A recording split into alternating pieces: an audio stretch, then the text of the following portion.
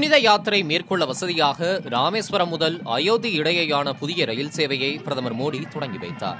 ஞாயிற்றுக்கிழமை தோறும் இரவு 11:50 மணிக்கு ராமேஸ்வரத்தில் இருந்து ரயில் புறப்படும்.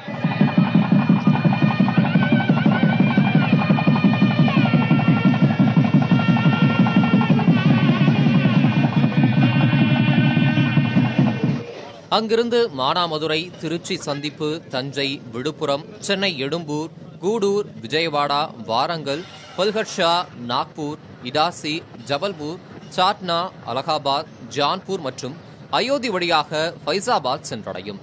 அங்கிருந்து மறுமார்க்கத்தில் புதன்கிழமை இரவு ஃபைசாபாத்தில் இருந்து புறப்பட்டு சனிக்கிழமை காலை ராமேஸ்வரம் வந்தடையும்.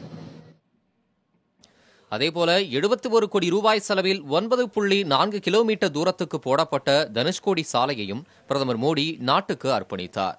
மதுரை தேசிய நெடுஞ்சாலையோடு அந்த புதிய சாலை இணைக்கப்பட்டுள்ளது.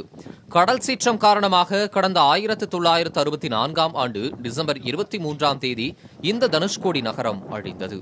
அதன் பிறகு அடிப்படை வசதிகள் இன்றி இருந்த சுற்றுலா தலமான தனுஷ்கோடியை காண பொதுமக்கள் கடலை ஒட்டியே பயணிக்க வேண்டியிருந்தது. தற்போது புதிய சாலை அமைக்கப்பட்டதை ஒட்டி மீண்டும் ஒரு வர்த்தக நகரமாக தனுஷ்கோடி உருவாகும் என அப்பகுதி மக்கள் நம்பிக்கை தெரிவித்துள்ளனர். புதிய தலைமுறைக்காக செய்தியாளர் குழு.